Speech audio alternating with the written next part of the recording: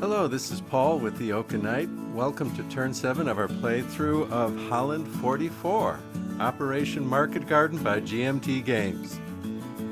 Okay, we're starting turn 7. All the reinforcements have been placed for the Germans.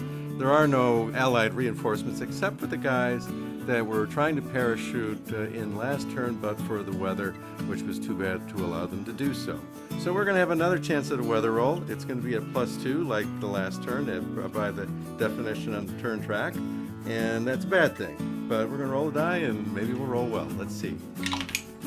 Well, we rolled a 4, and a 4 takes us to a 6, and the PM turn, that is overcast. That's as bad as it gets. So it was a crappy weather day. No paratroop reinforcements coming in, no P-47 support. It's not a good day for the Allies in terms of the weather. Alrighty, now we go up to the artillery supply phase, and just taking a brief look around, I don't see any supplies that were used by the 30th Corps, and the paratroopers can't get any supplies on bad weather days, nor at night, so they're not going to get anything tomorrow either. They're just short of artillery support right now, and that's just the way it is.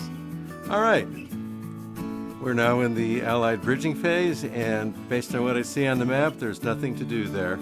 Our next phase is air landing. Again, because of the weather, there's no air landings.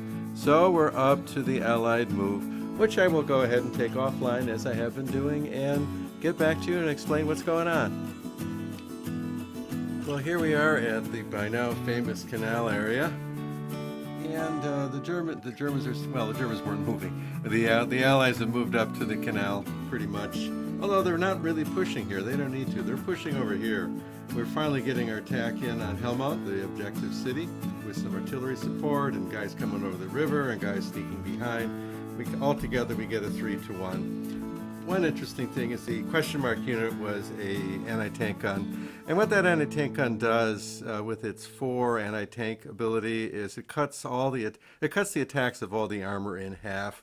Now this guy with the river was halved anyway, but this guy was not. He was going to be full, but with the anti-tank gun, it cut him in half, and it actually knocked it down 1 odd stable. It would have been 4-1.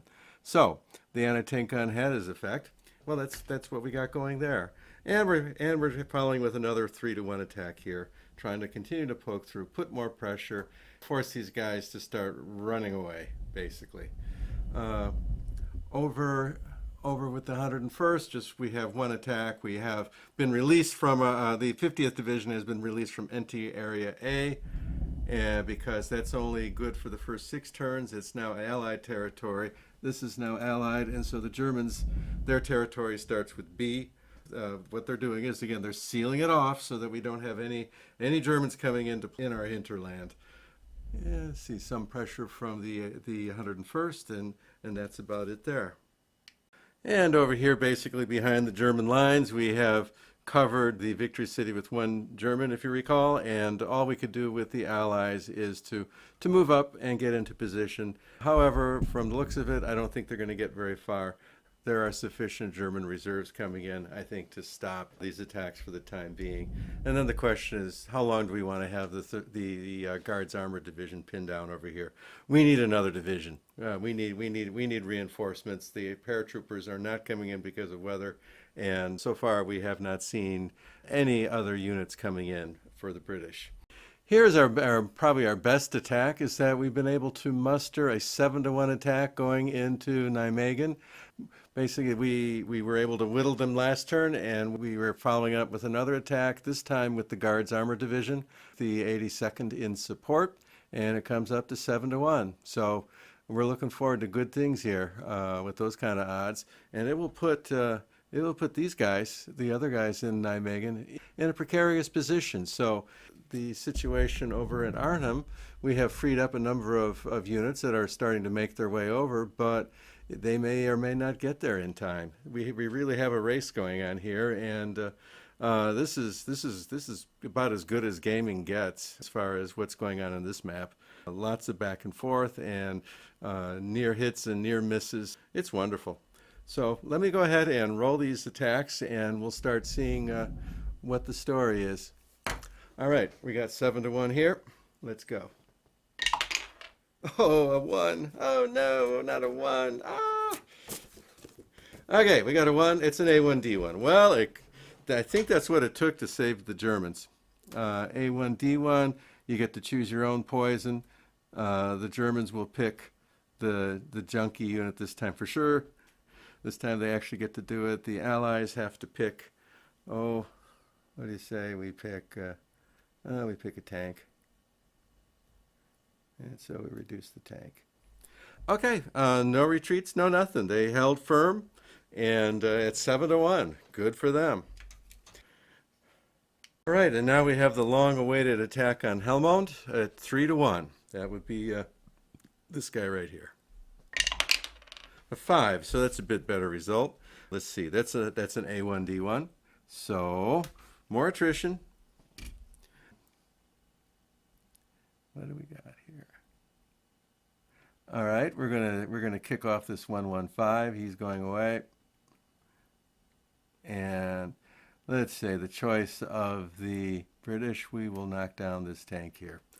All right, that's our 3-1 on Helmond. It holds firm. Now we have our other 3-1 attack, working our way over to the flank. 2. That would be an exchange. So we're going to do the exchange. All right, steps have been taken off on both sides. And once again, the Germans are holding firm this turn. Some big attacks here, and they are still holding. All right, finally over with the 101st. Yet one more 3-1 attack. And here we go. A 1. Ay, ay, ay. That's simply an engaged. Okay. In fact, that's it. There were 4 attacks. They're all done. And aside from grinding up some steps, they really didn't do a whole lot. Now we're on to the recovery phase. I'll clean up the counters, check supply. I don't see any issues with that. And we're going to be on to the German half of the turn. Well, for the Germans, we've done some artillery resupply. There were 2 units requiring resupply. I took care of that. There was 1 bridge demolition, which succeeded, so we had 1 bridge blow up. Nothing important, nothing unexpected. No paratroops, so we're up to the movement phase for the Germans. For the German move on the east edge of the map, we see the Germans have finally broke contact with the canal. There's just too much leverage going on here. They can't take it anymore. And Helmond should be falling next turn, regardless of their heroic defense. I think they've run out of cards to play. The Germans have 1 attack to try to relieve the pressure over here. They've got a Panther unit, one of their best units in the game. It's going to give them a 3-1 with armored shifts and artillery and everything chiming in. And that's their only attack. But might as well take it now because I'll show you the rest of the moves after I do the attack. 3-1. It's a 5. 5 is an A1D1. Okay, so we're going to do the A1D1, and we'll have to see if the Allies want to retreat or stick. Well, in this situation, it's pretty clear the Allies want to retreat, so they got kicked back. The Germans had their buffer zone. The problem was that if this Allied unit had moved here, he could cut the road, and that is their only route back to where the victory cities are. That is the main way, one of the main ways out of here. Otherwise, they'd have to go off map, and it would take 2 or 3 turns before they could reposition instead of just going down that road. All right, let's go over to Nijmegen. The main thing going on at Nijmegen now is the Germans were able to get more reinforcements into the city, and now it should be secure. The window of opportunity for an easy entry into Nijmegen may have closed with the failure of the last Allied attack by the Guards armor. And at Arnhem, because we're shuffling reinforcements over to Nijmegen, there's not enough strength here to continue to prosecute this attack, so we're entering into a quiet phase at the moment. Having checked the victory conditions for this scenario, I see that the scenario is over on the victory check phase of turn 11, which is one of the very first things you do even before you do the weather roll. So there would be no movement or anything going on in turn 11 other than a victory check. Since we've just finished turn 7, that means there's only 3 turns left for the Allies to accomplish their missions. At this point, I think it's safe to say that that isn't going to happen. We've got Nijmegen good and plugged up. It's safe. We've got German units coming up from Arnhem and more coming in. So this time it's safe to say that the Allies have lost this scenario And despite the 30th Corps having done a pretty reasonable job pushing the German army back and putting all kind of pressure along the flanks, and having reached Nijmegen in a reasonable number of turns, the 82nd was not able to make enough headway at Nijmegen. Despite a couple attempts, they just weren't able to make a dent. With the failure of this last attack was really their best chance to get into one of the final 2 hexes in Nijmegen and get up to a bridgehead. It's just not happening, not in 3 moves. So I'd say the Germans did a good job in getting things done, having cleared out the bridge at Arnhem and having held firm at Nijmegen. So this is Holland 44, Paul with the Oaken Knight, and I want to thank you for sticking with me through my first set of videos. Been a huge learning experience for me, lots of fun. And I think what I'm going to do is simply top this off with one last video, just giving some final thoughts on the game and what I like about it and what I think could be improved upon. Take care.